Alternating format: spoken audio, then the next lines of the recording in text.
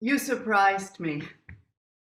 I came ahead students from the other lab to get the eggs ready for their close-up.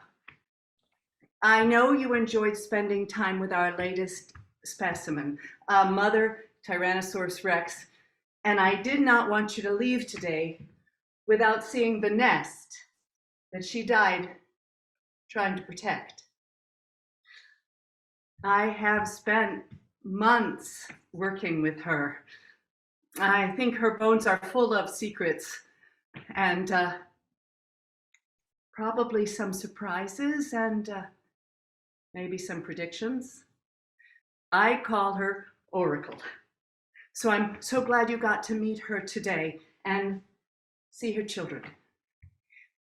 Do you have any final questions before I send you back to your class? Yes. You're surprised to hear it. The dinosaurs took care of their young, but why wouldn't they? We make so many assumptions about things we don't know, creatures we don't know, people we don't know. Anybody else? Yes? No. Tyrannosaurus rex was not mean. She was an apex predator, like we are. And because she could not go to the grocery store, she had to chase and capture her prey. And she was really good at it. Anybody? Yes?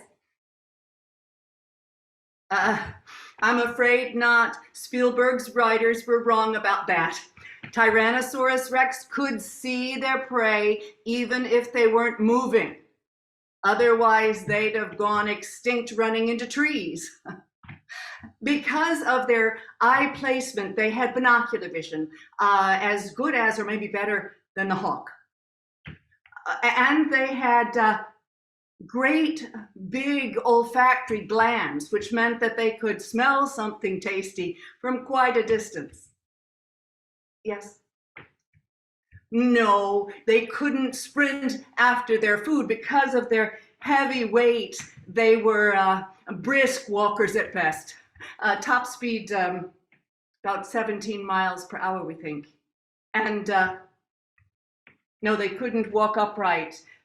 They had to counterbalance with their tails because of their large heads. Yes, I saw that cartoon too. I've got tiny hands and a big head. But you know, the foreshortened arms of the T-Rex kept them from being bitten off during group feeding. We believe that they were not just predators, but also scavengers of other dinosaur kill sites. And you know those claws at the end of those hands, they could slice their prey into charcuterie. So it's not really much to laugh at. All right, we have time for one more. Yes, you heard right. Tyrannosaurus ranged in what is now called North America. They were here. And not during the Jurassic period, during the Cretaceous that came after it and just before the extinction event. I've been excited about dinosaurs since I was a child. And this one, she has had millennia to tell stories to her young. If we could only hear them, listen, listen.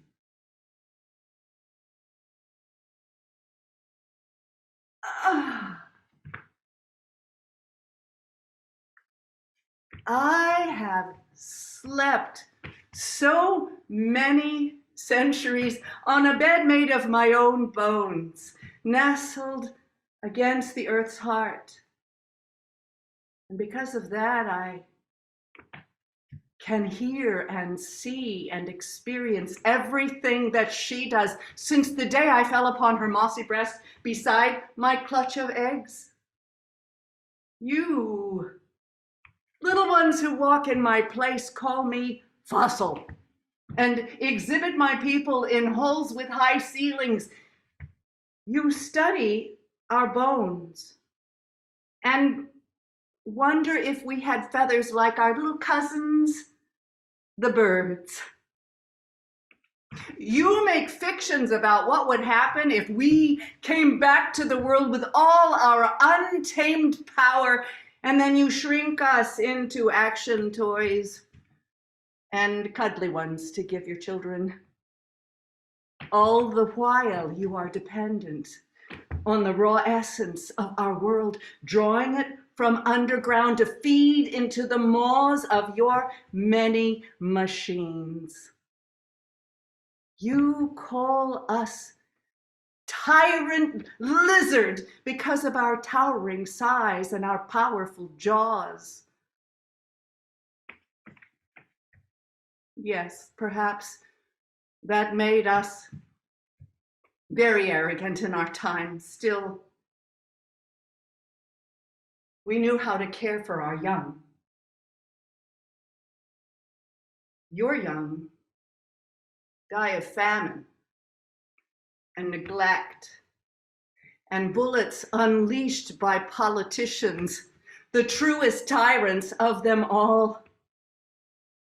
You wonder at the size of our three-toed footprint, captured in mud, long since turned to stone, and yet your tiny, fleshy feet trample far more than our people ever did. Your hunger is more rapacious than ours, crowding everything else alive into smaller and smaller spaces until there is nowhere left to be wild, to be safe, to be fed.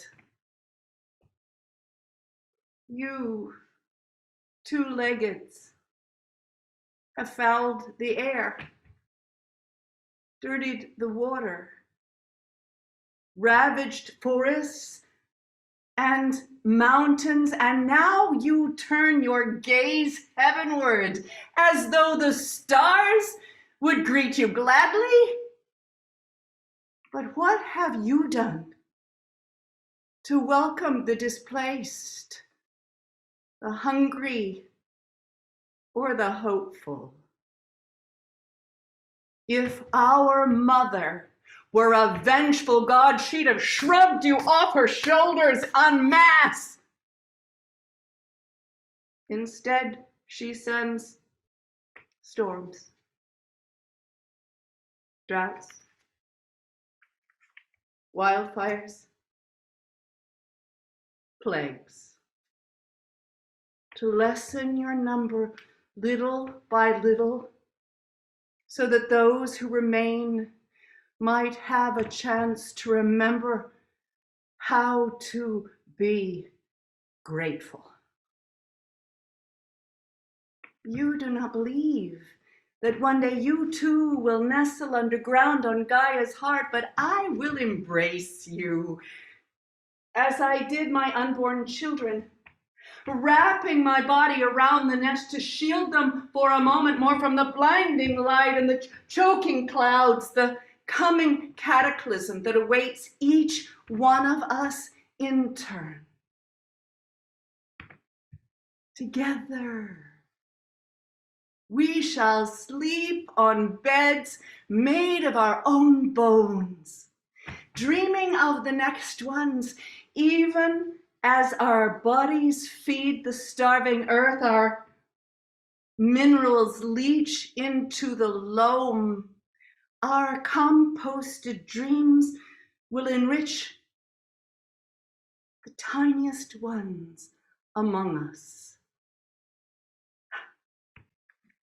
Nourished once more, may they rebuild a world that is revered for all the bounty that it offers.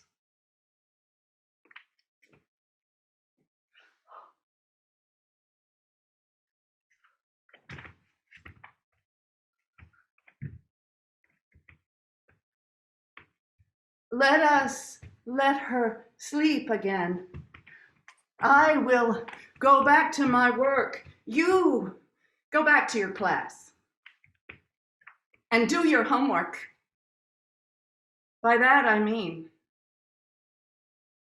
take care of each other.